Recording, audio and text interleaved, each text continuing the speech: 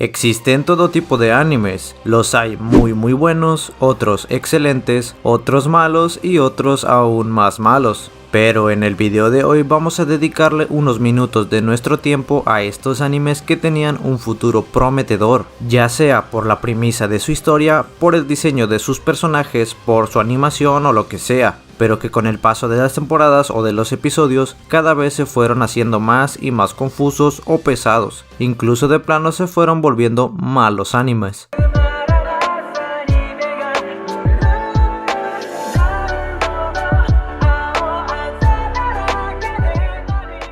En primer lugar empezamos fuerte, ya que es un anime que a mí en particular me gustaba bastante en sus inicios. Tokyo Revengers es escrito e ilustrado por Ken Wakui. Es un anime bastante particular, y es que como repito, es un anime que me gustaba mucho en su premisa inicial. Takemichi es un protagonista random cualquiera que se entera de la muerte de su ex de la secundaria. Luego se da cuenta de que puede viajar en el tiempo y bla bla bla. Esto me parecía bastante interesante, ya que el tema de los viajes en el tiempo cuando se ejecuta de una buena manera puede ser sumamente genial. Tokyo Revengers sí fue directo al declive en varios momentos clave. Primero que nada, les menciono que la censura del anime fue asquerosa. La censura muchas veces es algo que molesta y otras veces ni siquiera se nota. Pero en el caso de Tokyo Revengers era sumamente pesado. Leer el manga de Tokyo Revengers era infinitamente mejor. De hecho, yo me consideraba un gran fan del manga. Tenían grandes diseños de personajes y una historia cuanto menos interesante. Pero sin duda, lo más genial de toda esta obra era su magnífico villano, Teta Kisaki.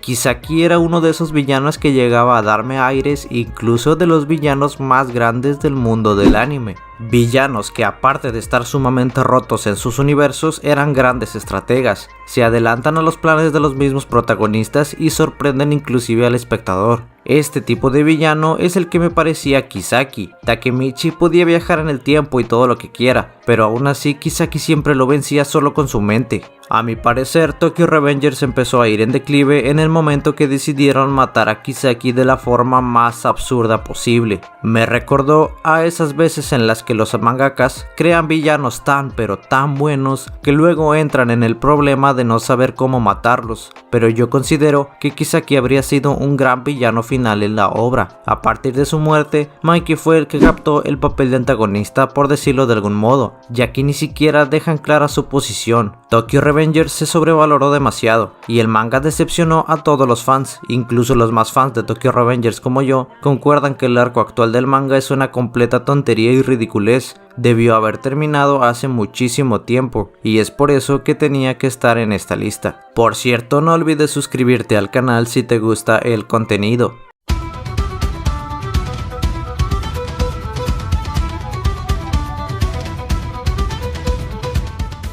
En segundo lugar, continuamos con otro anime que a mí igual me gustaba muchísimo y terminó decepcionándome en muchas formas. Nanatsu no Taizai es un manga que curiosamente es serializado por Kodansha al igual que Tokyo Revengers. El anime me pareció muy bueno en los primeros 2 episodios, su argumento inicial era bastante sencillo, pero de igual forma me parecía muy bien planteado. No tengo nada en lo personal en contra de Nanatsu no Taizai en las primeras 2 temporadas del anime. De hecho, la segunda temporada me pareció de lo mejor. La aparición de los mandamientos como organización antagónica era magistral, demostraban ser sumamente superiores a los pecados, era un nivel completamente diferente al de la primera temporada y cada vez era más la intriga sobre ellos. Pero como no podía ser de otra forma, todo empezó a ir cuesta abajo cuando la animación de Nanatsu no Taizai rompió el internet literalmente. Una de las más esperadas peleas de toda la franquicia, la cual era Meliodas contra Escanor, se estrenó con cierta peculiaridad, y es que la animación era sumamente malísima, es de lo peor que he visto en muchísimos años, y no solamente la animación, también el dibujo eran sumamente malos, y no vengo a hablarles sobre la animación de Nanatsu no Taizai ya que esto es noticia antigua. Nanatsu no Taizai no solo tuvo una mala animación, sino que tuvo introducciones de personajes bastante aceleradas y forzadas en distintas ocasiones. También tuvo batallas muy decepcionantes y cada vez se hacía menos y menos interesante.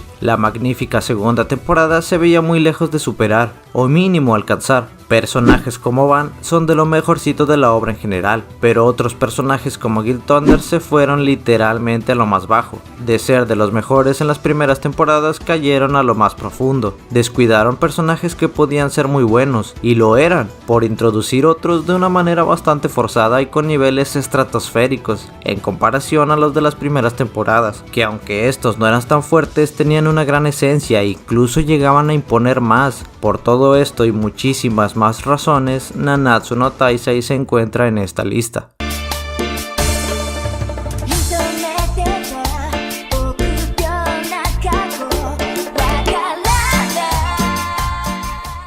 Y para finalizar no podía ser otro, teníamos un lugar muy especial guardado en esta lista. El primer lugar se lo queda nada más y nada menos que Sword Art Online. Como repito, esta lista se caracteriza por ser de animes que me gustaban mucho al inicio y después fueron en declive. Sword Art Online me parecía muy bueno en su género, ya que no era precisamente un isekai. SAO no se desarrollaba en un mundo paralelo, sino en el real, pero en una realidad virtual. Esto no lo convierte en un isekai. Los combates y las aventuras eran interesantes. El ascenso y el argumento eran muy sencillos y muy interesantes a la vez. Los primeros episodios eran muy disfrutables, pequeños detalles eran mostrados y daban incluso satisfacción, pero como todo en esta lista, la decadencia no se hizo esperar. La relación con Asuna era muy natural, pero cada vez se fue tergiversando más. Y ahora hablando en general, SAO cada vez fue de mal en peor, pero creo que terminaron de sellar su declive cuando empezaron con algunas cosas como el incesto y demás cosas que simplemente no aportaban absolutamente nada. Romances entre comillas super forzados luego del primer bonito romance de la primera temporada con Asuna.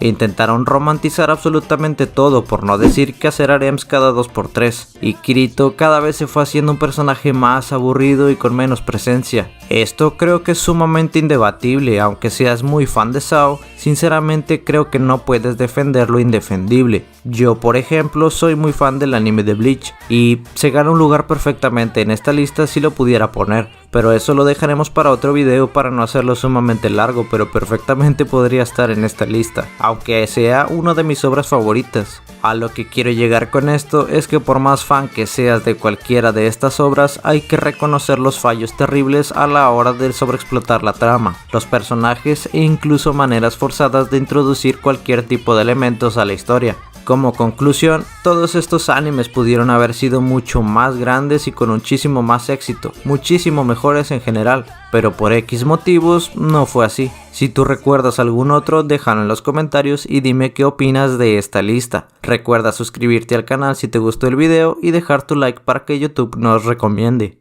Sin nada más que agregar, nos vemos hasta la próxima.